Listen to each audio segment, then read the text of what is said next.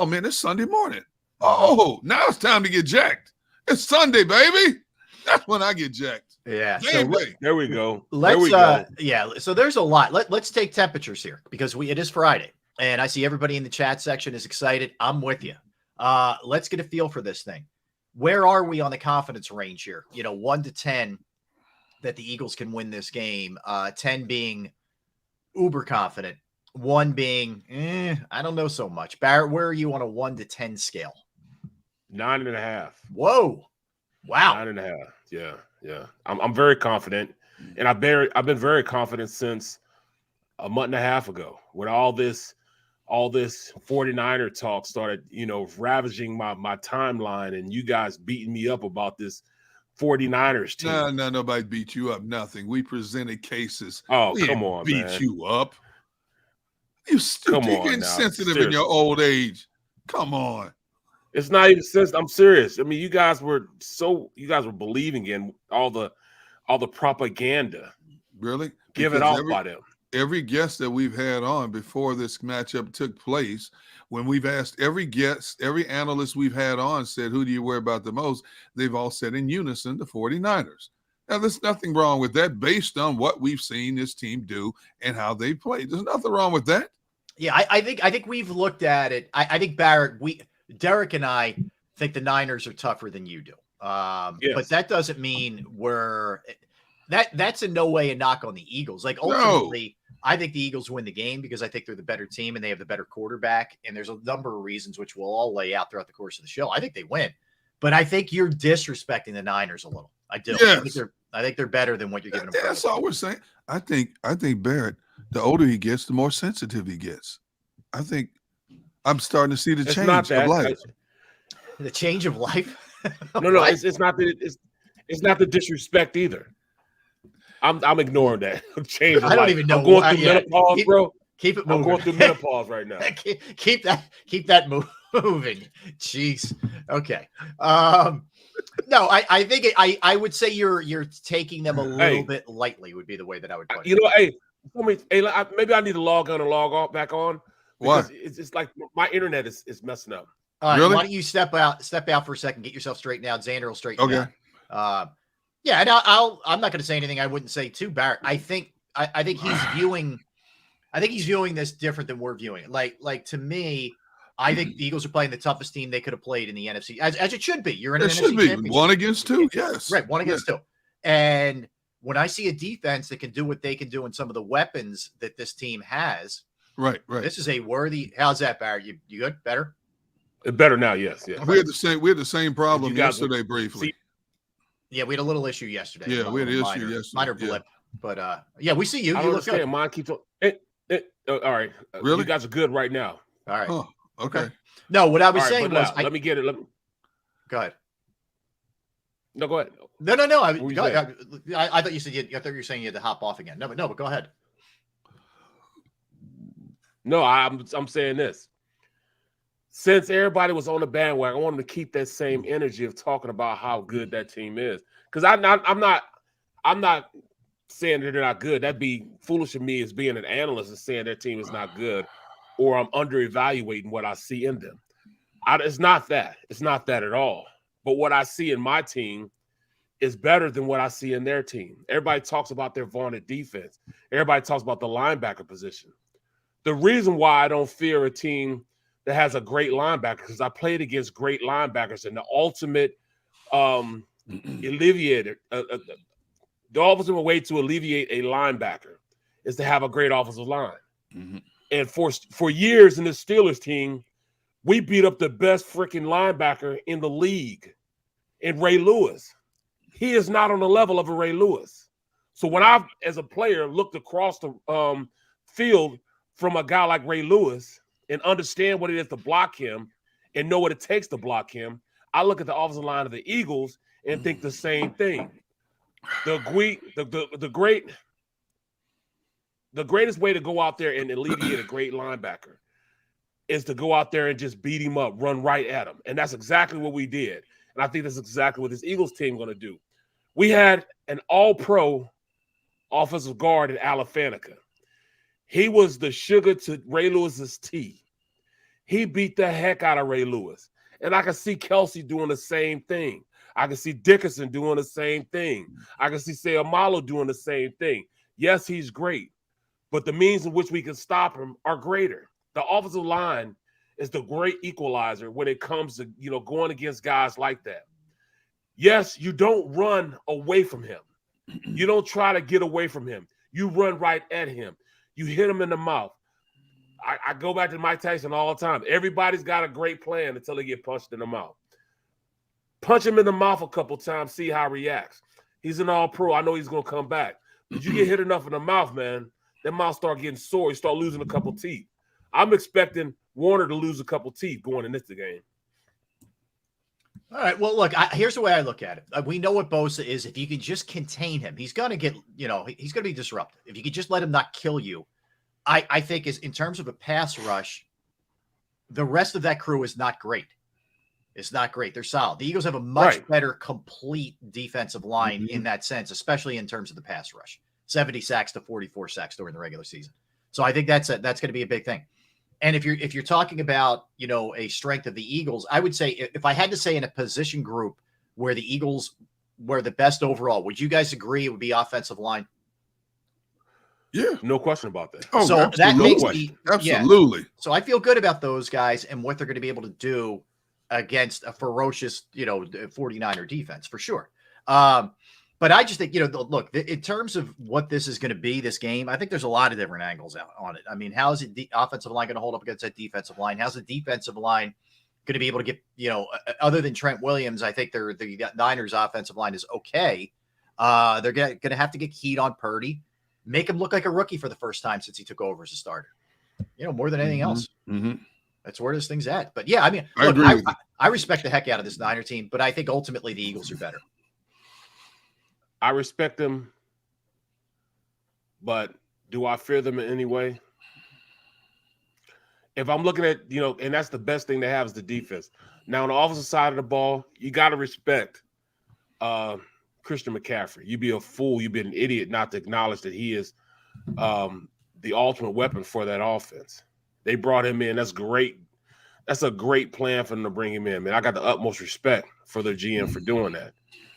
But can he be stopped? Yes. Deebo Samuels is good. I believe our wide receivers are better.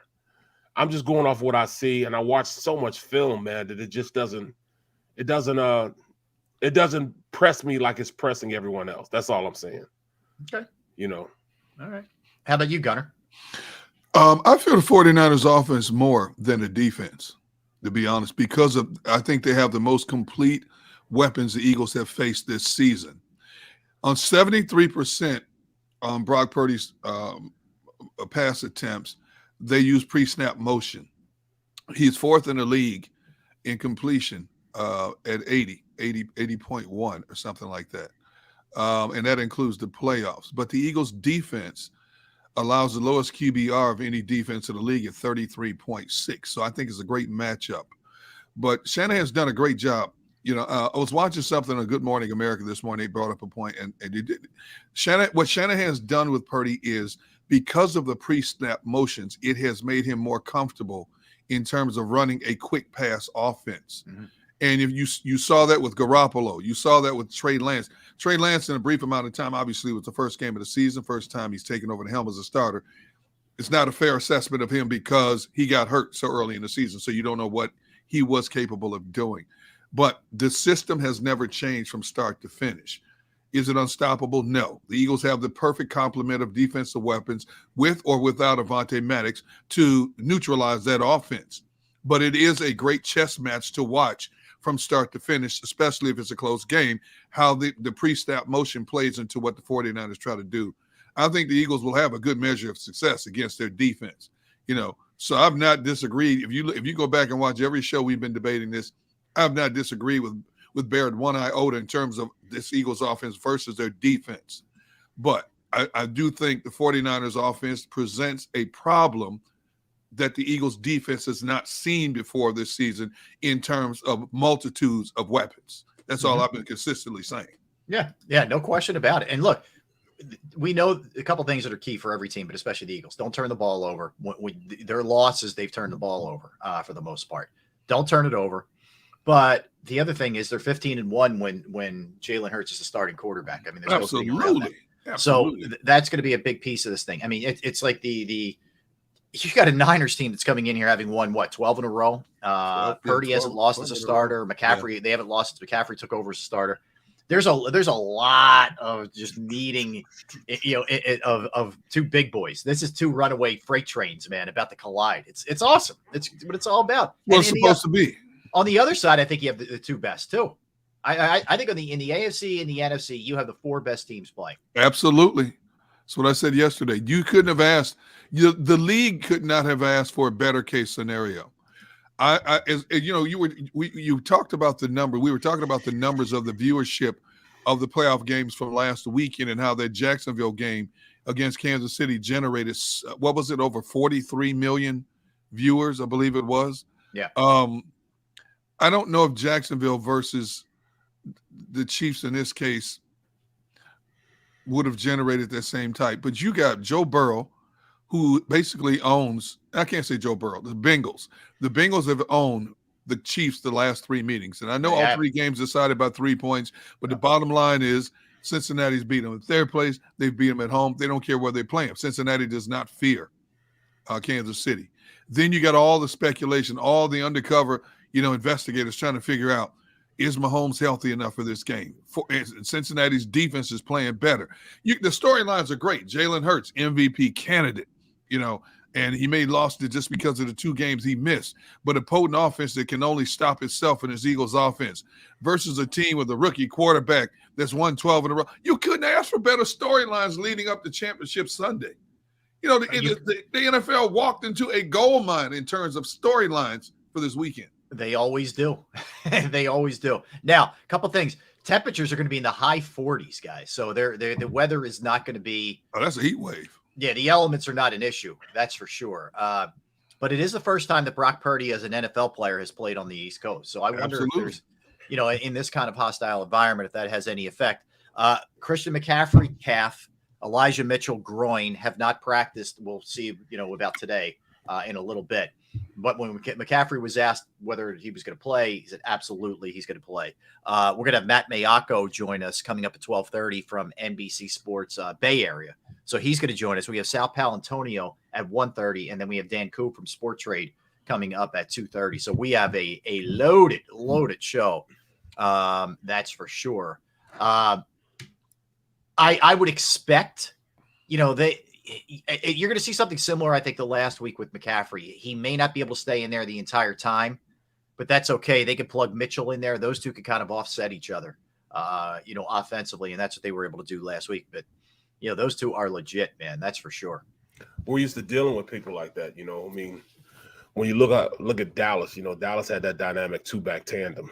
So we'll be good against that. The only thing I will say that I look at and it's hard for me to get an accurate gauge on is how do you stop their offense motion and making sure guys know who they have and they're in the right place. That'll be probably the only thing we have to worry about. It's true. Because they're so good at getting a mismatch, Yeah. And that's what they're great at, and you look at Brock Purdy. Brock Purdy is not a guy that has an overly active arm. He doesn't have a live arm. He has an okay arm. Yeah. So when you think about that, the reason why he's so focused on throwing balls in the middle of the field is because they're easier balls to throw. Throwing out in that hash, bro, you got to have a cannon. You got to be able to get that ball out there with the quickness, or else it'll get picked off. If they force him to throw outside, it'll be better. It will be better suited to defend him. But we got to keep the inside pretty closed up. You know what I'm saying? Because that's where McCaffrey runs around. That's where Kittle runs around. And those two can definitely hurt you more so than I'd say a Brandon Ayuk or, Deebo Samuels.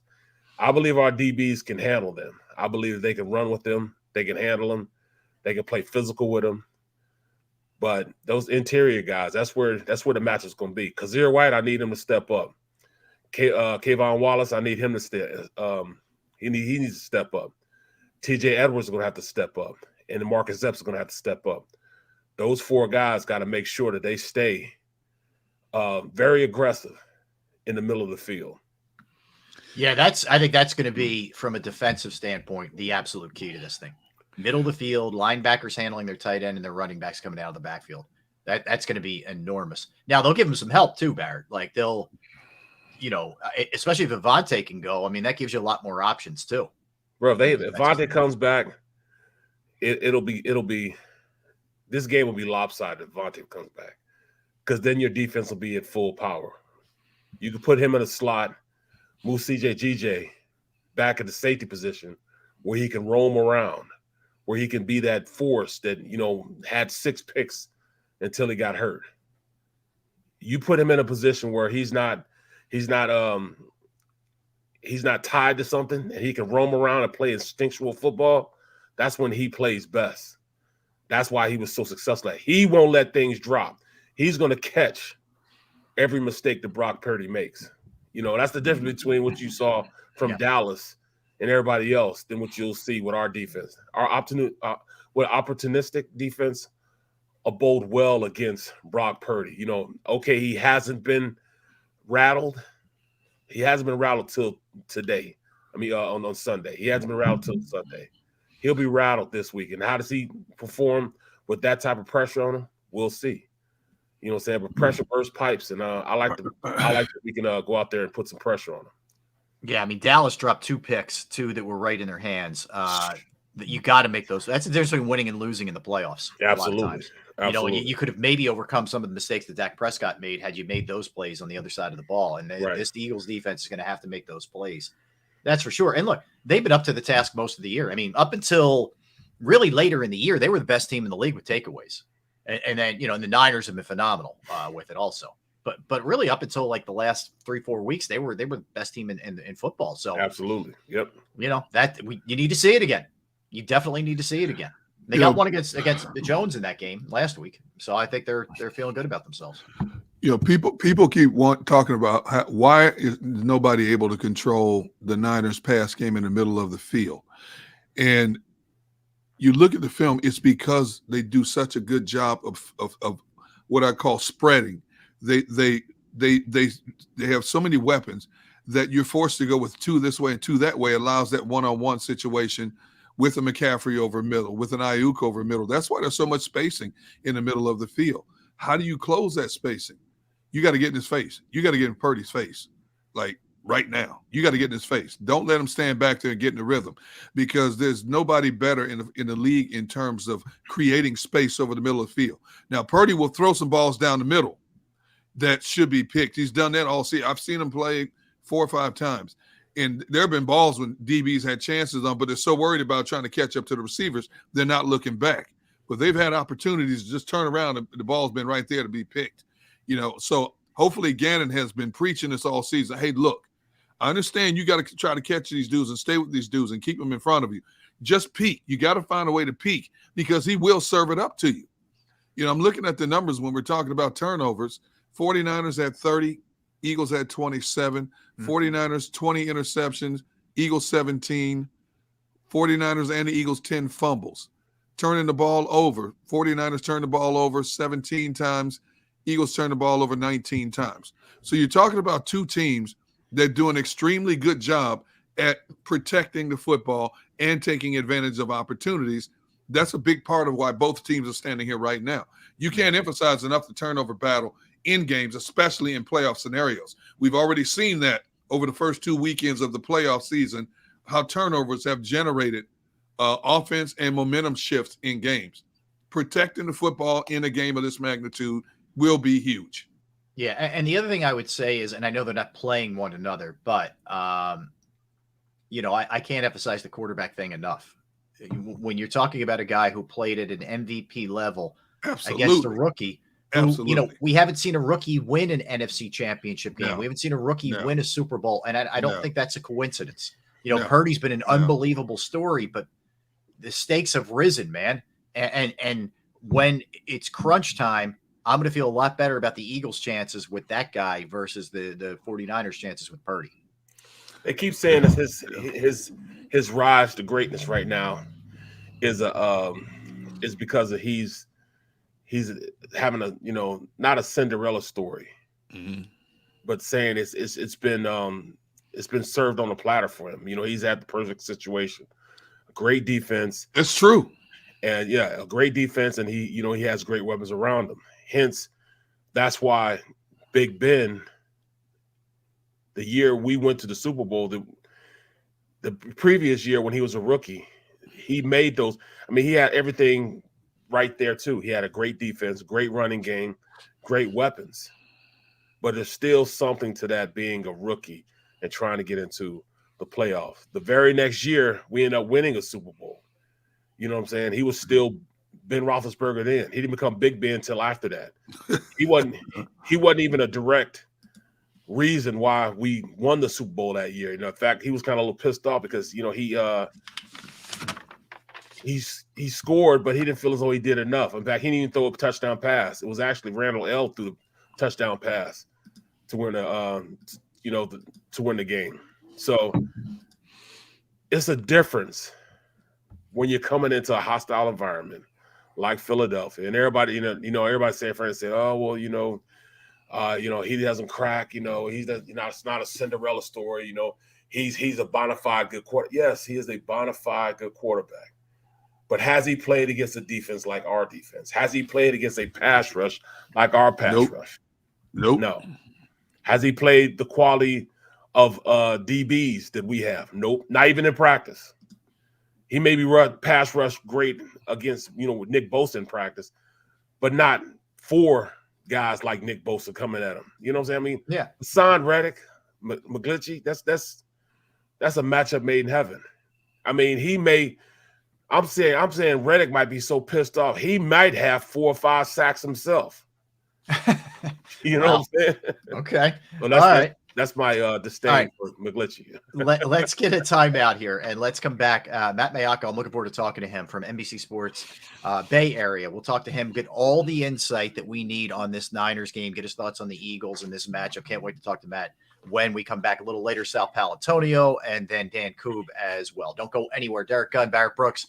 I'm Rob Ellis. We are Sports Take, JAKIB Sports YouTube Network. I want to tell you about Jim Murray and Principal Financial Group right now because you work too hard not to be able to find that right person to invest your money and take care of your future. You don't need that headache. You don't want to waste your money. But I found the right person, and it is Jim Murray and Principal Financial Group. Whether it's retirement planning, 401k review, insurance review, you may have a small business and you're looking to get your employee benefits off the ground, that's another resource that Jim can help you with. I've personally entrusted my IRA, my 401k rollers with Jim, and just used them as a sounding board, and I couldn't be any happier. Give him a call, 610-996-4751, 610-996-4751. You can email him as well, Murray, MURRAY.Jim@principal.com. That's Murray.Jim@principal.com.